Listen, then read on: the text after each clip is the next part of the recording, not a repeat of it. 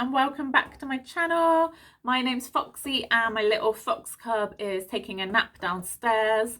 So I did promise you a good few months ago that I would give you more content about exclusive pumping. I am next week or the week after, I will have got to 9 months exclusive pumping. So I do feel like I can give you some advice based on my experience. Obviously, when you're pregnant, you tend to think of two camps of how to feed your baby. Well, three really. So you think of breastfeeding from the breast, formula feeding from the bottle, or maybe a combination of breast and formula feeding, like combi feeding. There really is a lack of information about exclusively pumping. So I know a lot of us that do it are trying to get some information out to help you.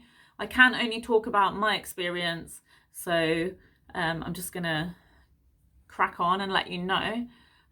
Just a few resources that I find helpful. Lauren Goodman on YouTube is really good. She's like a reality celebrity or influencer. Hope she doesn't mind me saying that. And also a website called Kelly Mum, spelled M-O-M, like the American spelling. They've got good information on exclusive pumping. So today I'm going to talk about the pump schedule. So where should we start? So I started exclusively pumping from when my baby was 3 days old. There is a video on here about why I exclusively pump, so I'm not going to talk about that.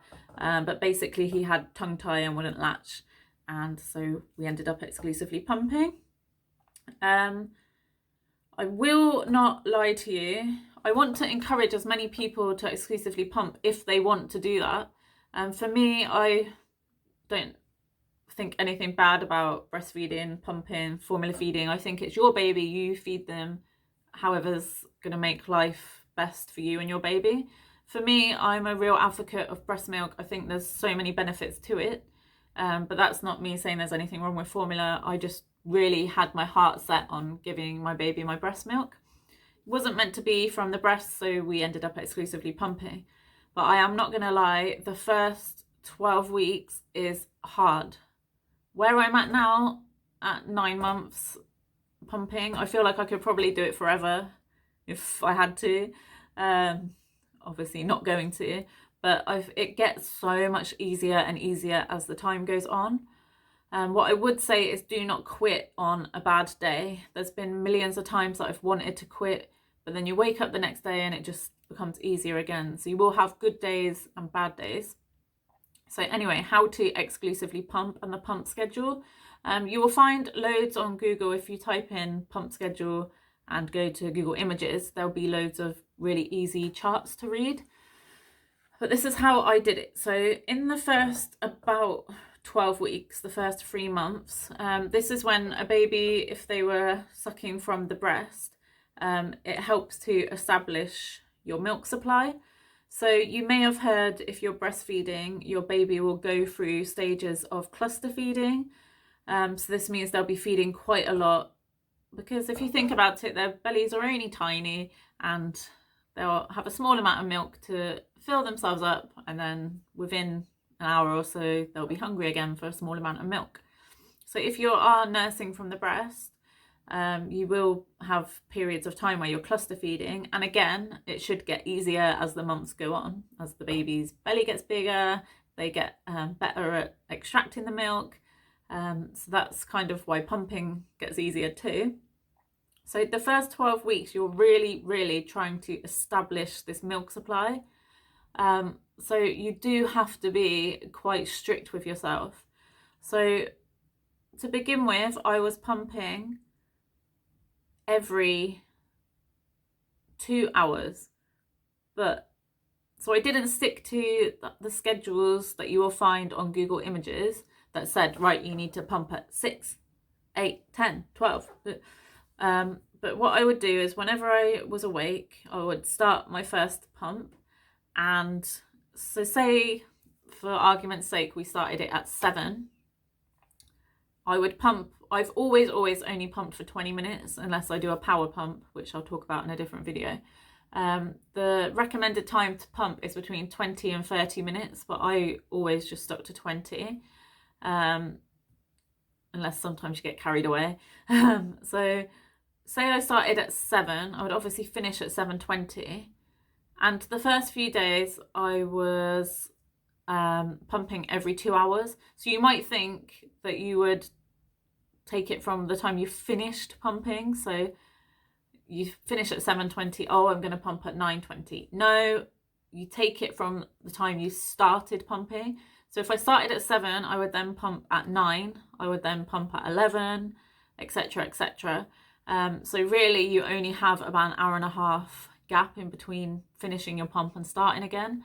And that's what I found quite difficult, because it feels like at the start you're pumping all of the time. But it's so important to get your milk established. What's also important is during the night you have to stick to this schedule, because your prolactin hormone, which is the hormone that creates the milk, is like highest at the night. So you're kind of telling your body, I need this milk, I need this milk.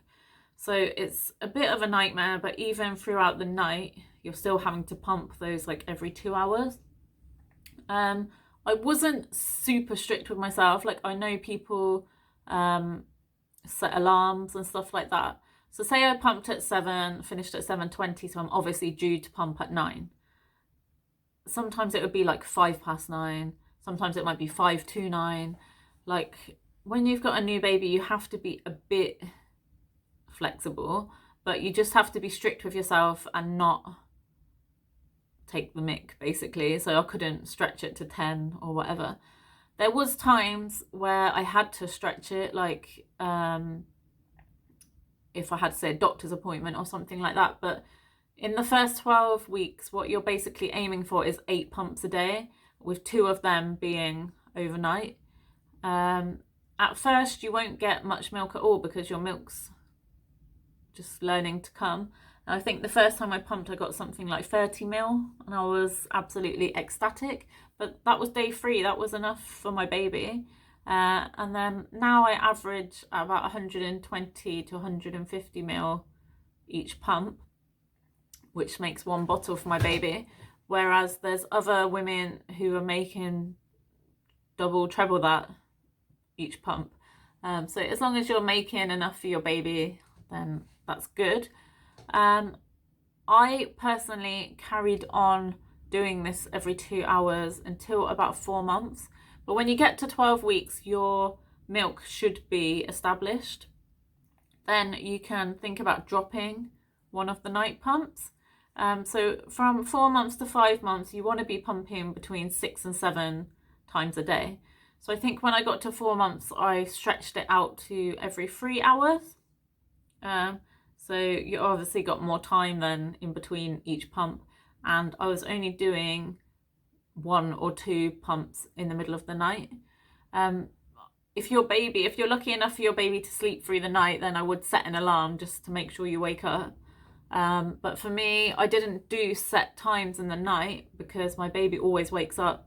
So I would just, for me, I didn't want to set an alarm at, say, 2 a.m. to pump if my baby was then going to wake up at 3 a.m.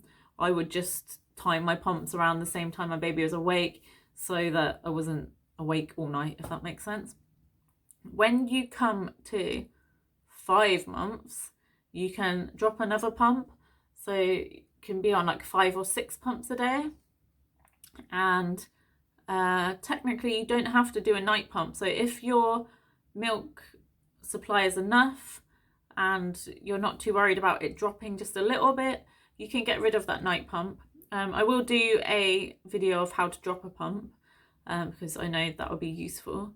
But yeah, at 5 months, 5 to 6 months, I started stretching out my pumps every 4 hours. And so you're losing pumps, you've got more time because you're not always pumping, and no middle of the night pump. So as you can see, things start getting a lot easier and better. Come 6 months, your baby will be weaning onto solids. Their main source of nutrition is obviously still their milk.